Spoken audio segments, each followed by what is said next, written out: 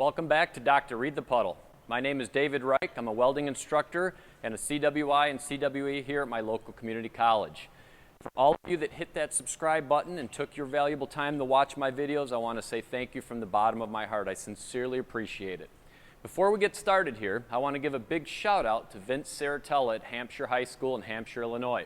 Vince has been a huge supporter of our program here. He's brought his students over to tour the facilities. He allows us to come out to his school and talk to the kids, and I just want to say thank you, Vince, and keep up the good work. You're doing a good job out there, and we sincerely appreciate it. So I figured now that Thanksgiving is in the rearview mirror, we survived Black Friday, and I think it's probably safe to eat a chicken sandwich again without being run down or accosted. Now it's time to discuss Cyber Monday.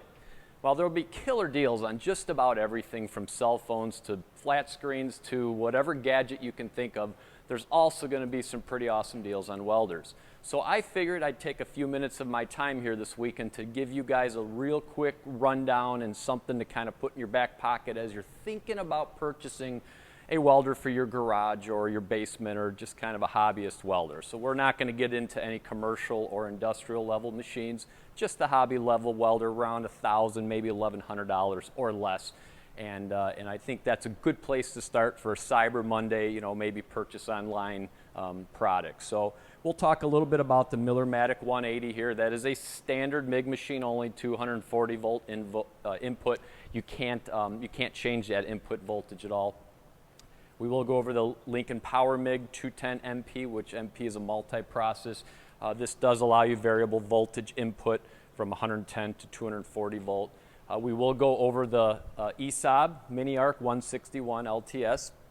Again, another 110/240 volt. And then we'll kind of briefly discuss the MILLERMATIC 190, which is slightly different from this machine. So I will start with the MILLERMATIC 180. We're not going to get into every feature because that would probably be an hour-long video, and nobody wants to watch that on their Thanksgiving weekend. So I will move the camera, and we will briefly go over the MILLERMATIC 180 first. So. Okay, back to the MILLERMATIC 180 auto set 230 volt MIG welder. So as you can see, pretty standard on the front of the machine. There's nothing too crazy or out of the ordinary. We have our on-off switch, pretty simple. We have our thermal protection light here if you're running your machine too hot. Obviously we have our wire speed here. It gives you some auto set parameters for 024 wire, 030. You can run this on auto set. I usually don't. I kind of like setting up my own machine. And then your voltage setting, it gives you numbers, not actual voltage, and it also allows you to use different material thicknesses on there to give you a rough ballpark. Now, a couple real quick things I'd like to show you while I'm in front of this machine. As you can see, it's got some basic parameters for you to work within. So it's rated at 22.5 volts. So that's kind of giving your welding voltage and what the machine's based on. That's at 135 amps. You can see right there. Now at that setting, it's a 30% duty cycle. What is duty cycle?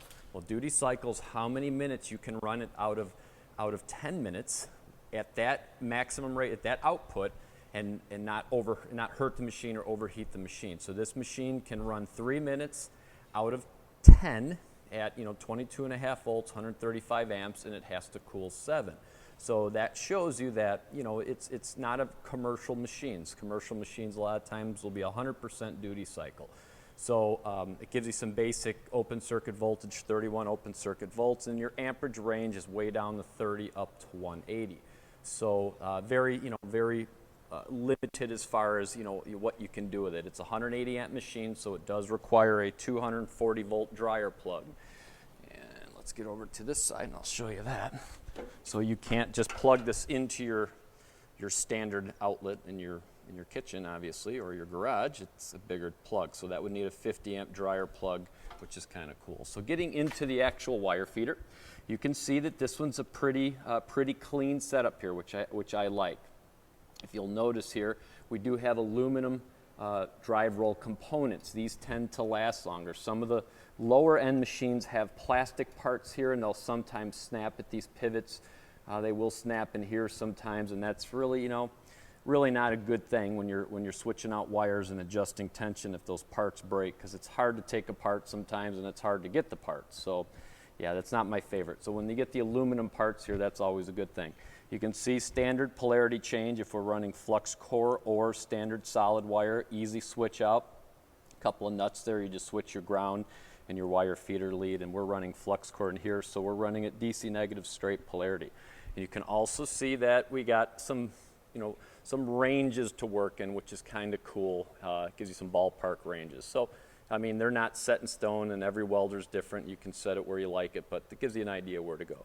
So for, a standard transformer style machine, the MILLERMATIC 180 is pretty nice. Even if you find them on eBay or Craigslist, they'll probably still be in pretty good shape. So we'll move on next to the Lincoln 210 MP. The PowerMig 210 MP. This actually is an inverter style machine, 210 amps output. It is a multi-process machine. Now this one I kind of plugged in to show you how neat the interface is here. So if we hit that home button, we can toggle from back and forth to the different processes. So you can do obviously MIG, you can do 75-25 gas, 100% CO2. It gives you just regular manual constant voltage settings. You get your flux cord. If you can even put a spool gun on this machine. You can do stick with it. It's a multi-process and scratch start TIG with it. So this is kind of a neat machine. It is, it is an inverter, so there's a lot of electronics in here that, in the long run, who knows how long they'll hold up. It does give you some pretty easy polarity switch out, so you can switch from your different polarities with just a, standard twist locked in style connector. Kind of cool for easy setup. We come over here.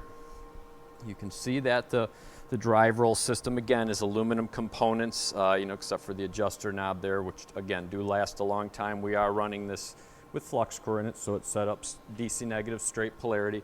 It gives you that option to run a standard style MIG gun, or you can see on the bottom you have your spool gun there. So, it gives you some different options. If you wanted to buy a spool gun and do aluminum, you could do that. And again, it gives you a real quick rundown on the machine. Parts list here, which is kind of cool. It gives you a real quick basic setup.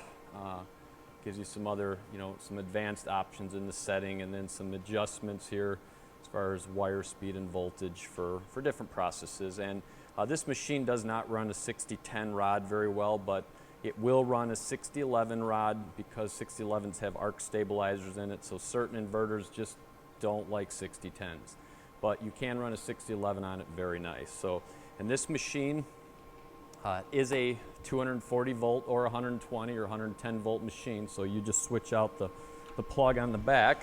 So I actually just put the 110 volt connector in it for now, but you can see I can, sorry, dropped on the floor there. I can put that connector in too and run it on 240 volts. So, and this does have some pretty hefty fans there to keep that machine cool. That's an awesome feature there. There's some storage compartments here too. You can keep some extra MIG tips in there, which is kind of nice. So all pretty nice machine. We haven't had any problems with them really. They've been pretty solid so far, so knock on wood. And I think they are on sale. I saw something on the website. They're like $1,100 this weekend, or maybe even cheaper on Monday. So definitely something you might want to check out. So we'll move over to the ESAB Mini Arc 161 next.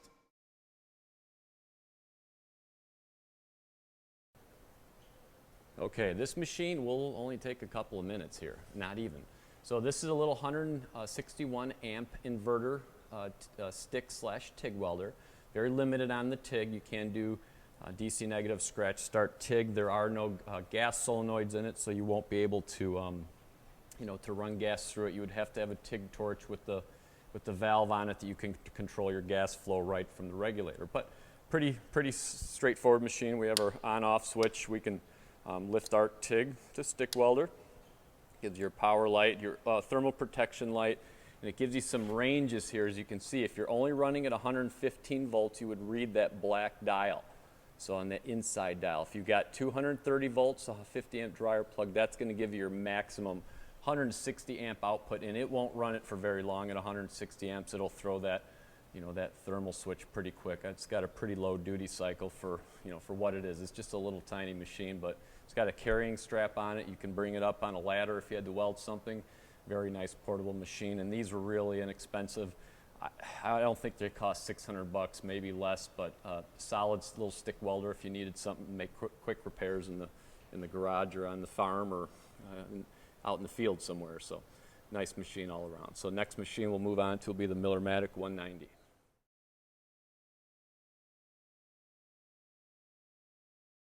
So now we have a little better understanding of what to look for as we head into Cyber Monday and we're thinking about purchasing a welder. Remember, think about your budget.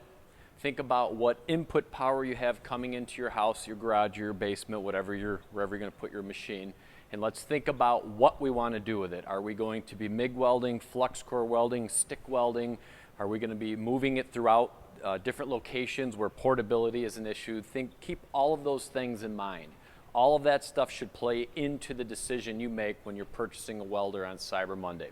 So, thanks for watching. I hope you learned something, and if you like this video, please hit subscribe, and I will make more, and have a nice Thanksgiving weekend. We'll see you real soon.